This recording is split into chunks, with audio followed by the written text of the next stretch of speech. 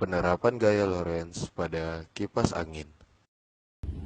Assalamualaikum warahmatullahi wabarakatuh. Kami dari kelompok 5 TPP 25 yang beranggotakan saya M. Fadila Diransyah dengan nomor NIM 122230053. Saya Muhammad Dafa Perlindungan dengan nomor NIM 122230064. Saya Yesgia Fristo Handarianto dengan nomor NIM 122230057. Saya Rizky Fasih Abdoli dengan nomor NIM 122230056. Saya Muhammad Al Ghifari dengan NIM 122230055. Saya Yulidiar Karompis dengan nomor NIM 122230065. Kami akan mempresentasikan RBL kami yang berjudul Penerapan Gaya Lorentz pada Kipas Angin Sederhana. Gaya Lorentz ditemukan oleh Hendrik Anton Lorentz pada tahun 1895. Gaya Lorentz adalah gaya yang timbul akibat adanya arus listrik dalam suatu medan magnet. Jadi, jika kita memiliki suatu benda konduktor yang berada dalam medan magnet, kemudian kita aliri benda tersebut dengan arus listrik, maka akan timbul suatu gaya yang mampu menggerakkan benda tersebut. Gaya ini disebut dengan gaya Lorentz. Besar gaya Lorentz bergantung pada besaran arus listrik, besaran medan magnet dan panjang kawat. Semakin besar arus listrik, semakin besar pula gaya yang bekerja, sehingga semakin cepat konduktor berputar. Motor listrik adalah alat untuk mengubah energi listrik menjadi energi mekanik. Alat yang berfungsi sebaliknya, mengubah energi mekanik menjadi energi listrik, disebut generator atau dinamo. Motor listrik dapat ditemukan pada peralatan rumah tangga seperti kipas angin, mesin cuci, pompa. Arah gaya Lorentz dapat diketahui menggunakan kaidah tangan kanan. Jari menunjukkan arah listrik.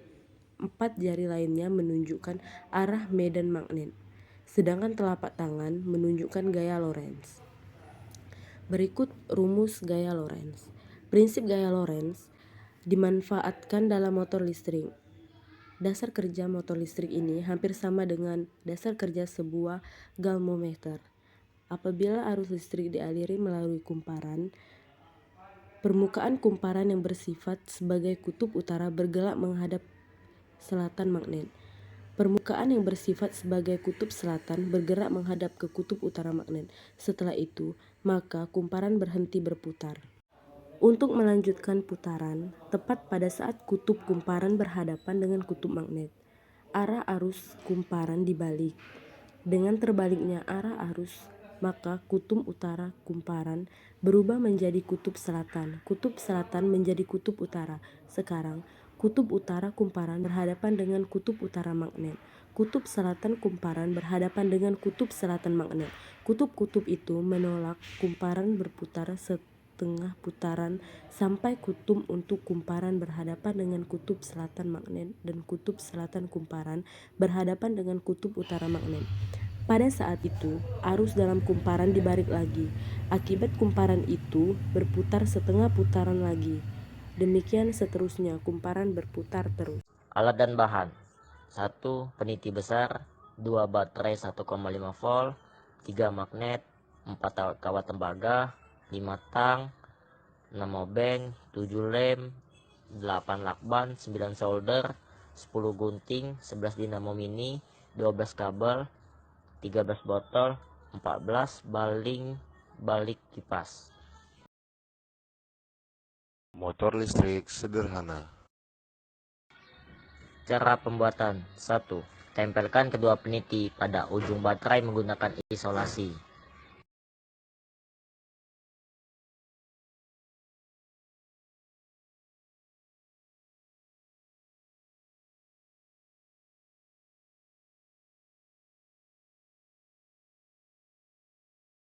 2. Gulung kawat tembaga.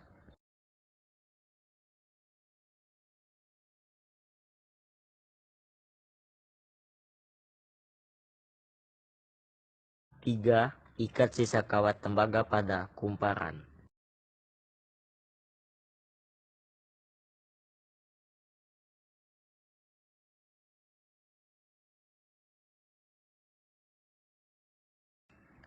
4.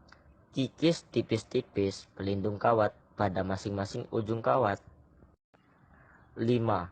Masukkan masing-masing ujung kawat pada peniti. Letakkan magnet di bawah gulungan kawat.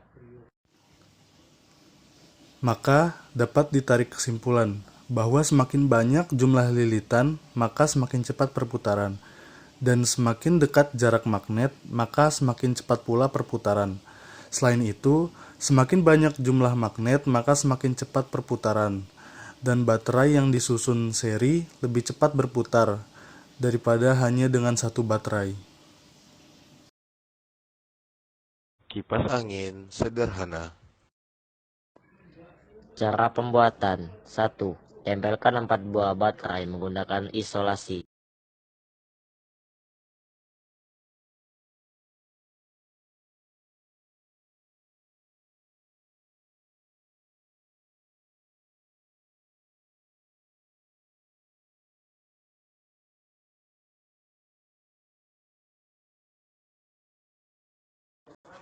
2. Menghubungkan baterai satu dengan baterai yang lainnya dengan rangkaian seri.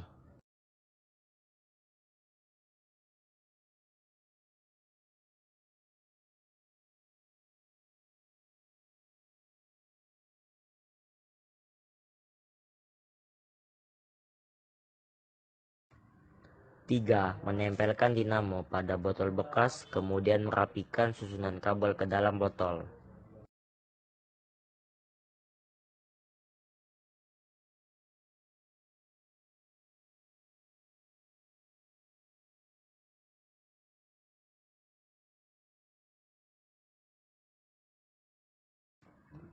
4. Menghubungkan kabel dinamo dengan kabel baterai, kemudian menempelkan kipas pada dinamo. Cara kerja kipas angin sederhana. Listrik pada kipas angin didapat melalui magnet U yang tidak dapat bergerak dan kumparan besi di dalam dinamo. Saat listrik dialirkan, kumparan besi menjadi sebuah magnet. Karena magnet kumparan besi tolak-menolak dengan magnet U, maka kipas angin akan bergerak secara periodik. Baterai sebagai tempat penyimpanan listrik. Saat kabel penghubung dihubungkan kepada baterai, listrik akan mengalir menuju kumparan besi. Akibatnya magnet tolak-menolak, maka baling-baling yang dikaitkan pada ujung dinamo kipas angin bergerak secara periodik. Maka angin akan berhembus. Kelebihan alat pada RBL kali ini adalah: pertama, sumber listrik berasal dari baterai, jadi tidak memerlukan sumber aliran listrik yang besar. Kedua, alat dan bahan mudah ditemukan, murah dan efisien. Bisa dibuat banyak jenis kumparan.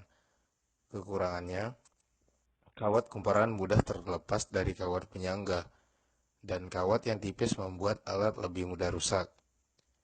Saran pengembangannya: pertama, memperhatikan gaya-gaya dari luar yang bisa mempengaruhi kinerja alat.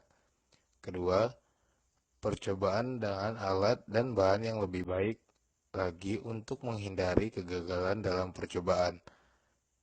Ketiga, prinsip kerja motor listrik sederhana dapat dikembangkan dalam skala besar, bisa diterapkan dalam pembuatan dinamo dan pembuatan turbin tenaga magnet. Kesimpulan pada RBL kali ini adalah: pertama, untuk parameter jarak magnet, semakin dekat jarak magnet, maka semakin cepat perputaran. Kedua, untuk parameter jumlah lilitan, semakin banyak jumlah lilitan, maka semakin cepat perputaran. Ketiga, untuk parameter baterai disusun seri. Baterai yang disusun seri lebih cepat berputar daripada hanya dengan satu baterai. Dan yang keempat, untuk parameter jumlah magnet, semakin banyak jumlah magnet, maka semakin cepat perputaran.